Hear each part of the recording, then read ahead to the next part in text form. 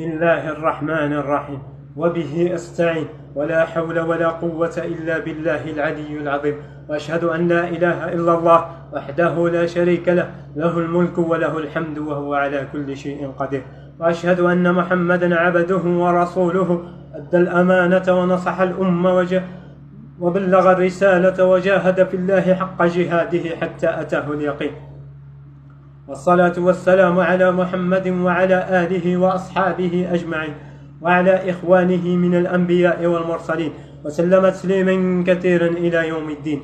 أما بعد، أيها الإخوة الكرام، أريد أن أتكلم في هذا الفيديو عن الاحتفال البدعي بمولد النبي عليه الصلاة والسلام، بين قوسين موت النبي عليه الصلاة والسلام.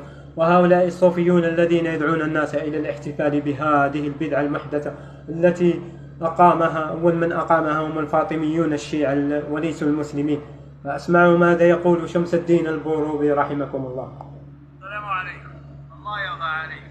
إذا عندك آية تحرم المولد النبوي الشريف اقرأها.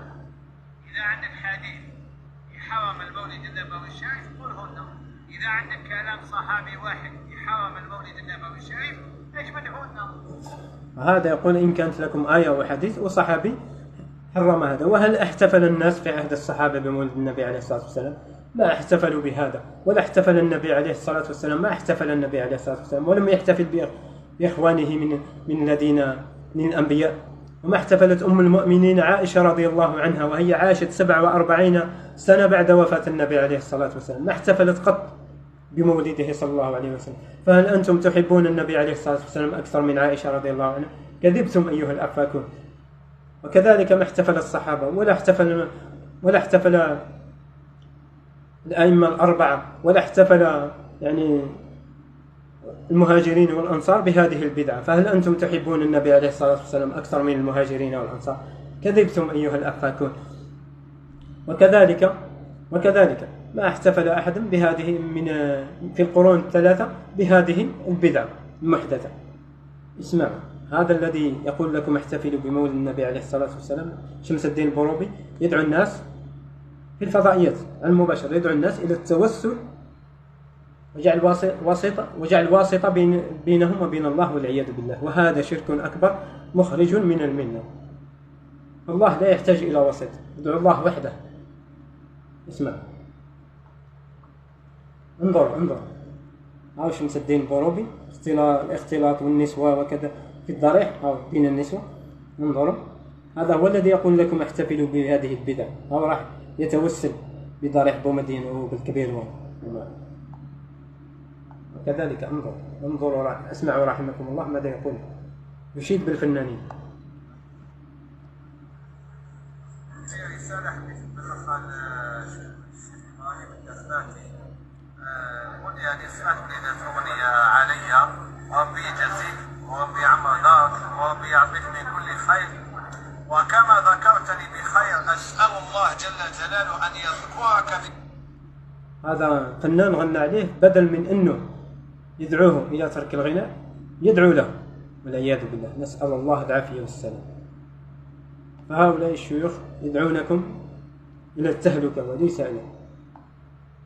اسمعوا رحمكم الله ماذا يقول علماء السنة، علماءنا، عن هذه البدعة المحدثة.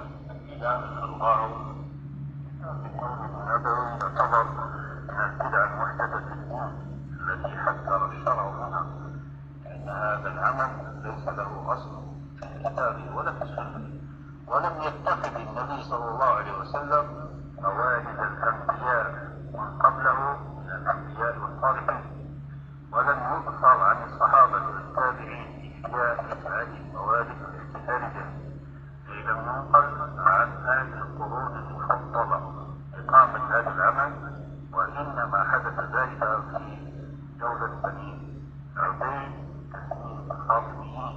الفاطميين هم أول من أقام هذا الاحتفال البدعي.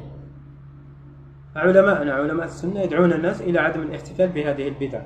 وهؤلاء الصوفيون يدعون الذين يستغيثون بغير الله ويطوفون بالأضرحة ويستوسلون بالموتى، يقولون للناس احتفلوا بموت نبيكم والعياذ بالله. ذو العقل يشقى في النعم بعقله، وأخو الجهالة في الشقاوة ينعم. من دعا إلى الله لا من دعا إلى الشرك شتان بينهما يا قومنا شتان. فهؤلاء الصوفيون يدعونكم إلى البدع والضلال ويحاربون السنن، وعلماء السنة يدعونكم إلى السنن ويحاربون البدع. والشيخ الفوزان حفظه الله، الشيخ فركوس حفظه الله، علماء السنة حفظهم الله الذين ماتوا رحمهم الله، ابن عثيمين، ابن باز، الألباني وغيرهم من العلماء كلهم حرموا هذه البدع. وكذلك ابن تيمية رحمه الله والعلماء الذين معه وبعده، وكذلك العلماء المالكيين فعلا الذين يتبعون الإمام مالك فعلا حرموا هذه البدع. لكن هؤلاء صوفيون أشاعرة يدعون أنهم يتبعون الإمام مالك كذبا، هم صوفيون ظهوريون وليسوا من أتباع الإمام مالك رحمه الله. الإمام مالك رحمه الله لم يحتفل،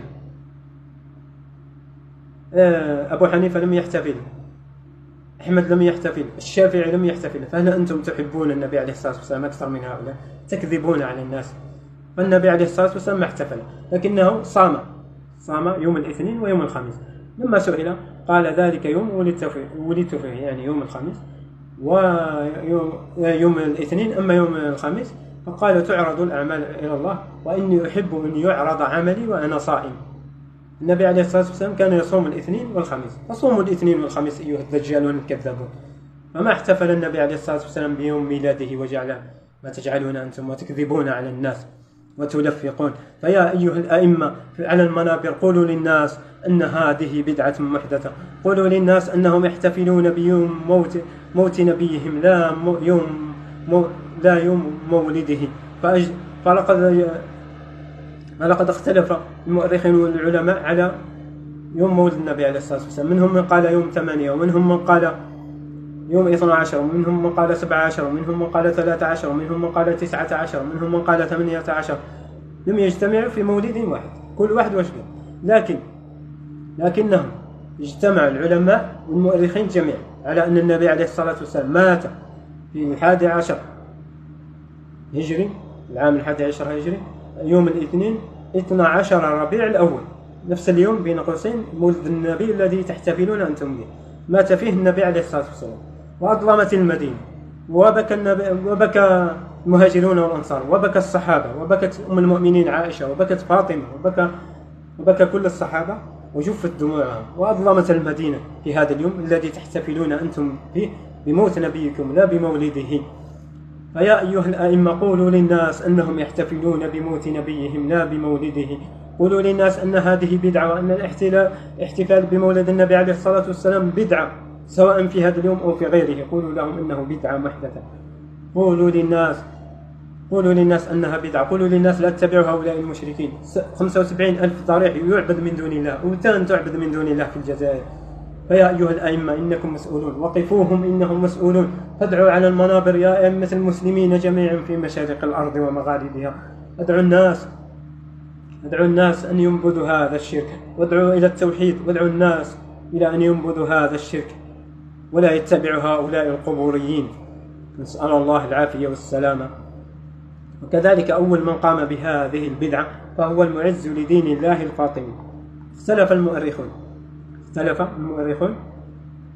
يعني قليل منهم قالوا بأن المظفر، اختلفوا يعني في هذا الأمر، أن المظفر ملك أربيل في كردستان في الأكراد هو أول من أقام هذه البدعة. واجتمع كل المؤرخين تقريبا كلهم، الكثير منهم اجتمعوا على أن أول من أقام هذه البدعة هو المعز لدين الله الفاطمي العبيدي الباطني ابن عبيد القداح في سنة 969 الموافق ذلك اليوم إلى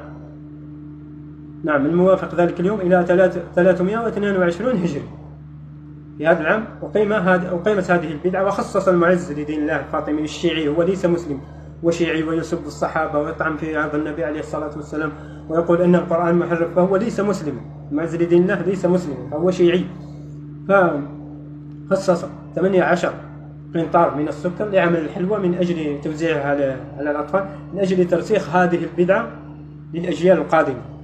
وكذلك فعل الخلفاء الفاطميين الذين أتوا من بعده، فعلوا نفسها 18 قنطار كل عام يوزعون حلوى على الناس، يعملون بها الحلوى ويوزعونها على الناس.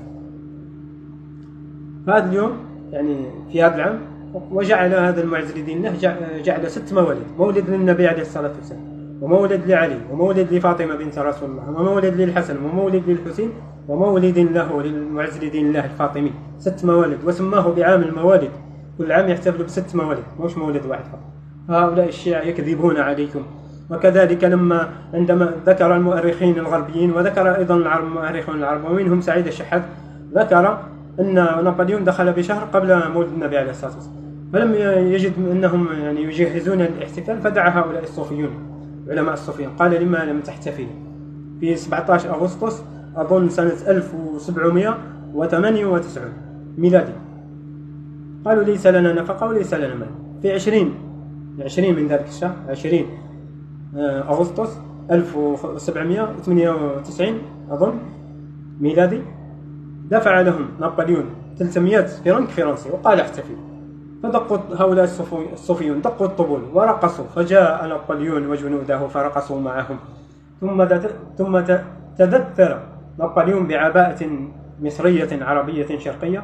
فلما رأوه علماء الصوفية، هؤلاء العلماء الصوفيون شيوخ الصوفيون، قالوا أطلقوا عليه اسم علي بونابرت.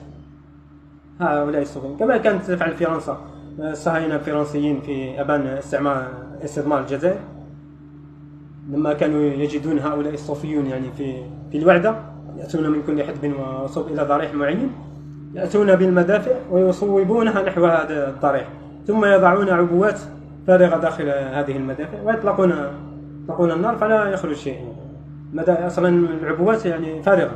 فلما يراه الناس يظنون بأن هذا الولي يعني هذه كرامة، منع يعني المدافع من قصف هذا الضريح، فيعودون الفرنسيين إدراجهم، والناس تتفرج، ثم يشيعون ذلك في الأسواق، والناس تظن أن هذا الولي منع المدافع، ولو كان يمنع المدافع لمنعها من دخول الجزائر وليس من تحطيم هذه الحجارة المبنية عليه. هذه كذب وتلفيق، يكذبون عليكم. فهؤلاء هم الذين يقولون لكم احتفلوا. احذروهم أيها الإخوة الكرام، احذروهم. واسمعوا ما رحمكم الله ماذا يقول هذا المعمم الشيعي. يعني على سبيل المثال المولد النبوي الشريف الذي كل العالم يحتفل به، وتونس قبل أسبوعين احتفلت به. الذي سن هذا الاحتفال وأقره في كل الشمال الإفريقي هم الشيعة. الدولة الفاطمية الدولة الفاطمية، نعم. سمعتم، وفعلا صدقوه وكذب. فأول من احتفل بهذه البدعة هم الفاطميون. فيا أيها المسلمون في مشارق الأرض ومغاربها، لا تحتفلوا بموت نبيكم. عجبا لأمة تحتفل بموت نبيها، فهذا يوم مات فيه النبي عليه الصلاة والسلام، وعظمت المدينة، وبكى الصحابة جميعا، وبكت أم المؤمنين عائشة، وبكت فاطمة بنت رسول الله في هذا اليوم. فهل تجعلون منه 12 ربيع الأول، فهل تجعلون منه عيد وتحتفلون به؟ وأما عن التوسعة عن العيال فكلوا ما شئتم، فقط لا تحسوا. فنحن لا نحرم يعني ما أحل الله، لكن لا تخصصوا هذا اليوم وتجعلوا منه اللحم والدجاج وغيره، لا تخصصوا. أما باقي الأيام فكلوا واشربوا، ما أحد حرم عليكم الحلال، فلا تتحججوا بهذه الحجة. في هذه الأيام كلوا ما شئتم، فقط لا تخصصوا ذلك اليوم للاحتفال بهذا المولد المزعوم وهذه البدعة المحدثة الصوفية. ولا تتبعوا هؤلاء الصوفيون المشركون الذين يطوفون بالأضرحة ويدعون هذه الأضرحة من دون الله ويجعلونها أندادا يدعونها من دون الله، ونسأل الله العافية والسلامة. أسأل الله العظيم رب العرش العظيم أن يهدينا ويهديكم إلى الطريق المستقيم. أسأل الله أن يغفر لي ويرحمني ويهديني ويهديكم ويغفر لكم ويرحمكم جميعا أيها المسلمون. والسلام عليكم ورحمة الله وبركاته.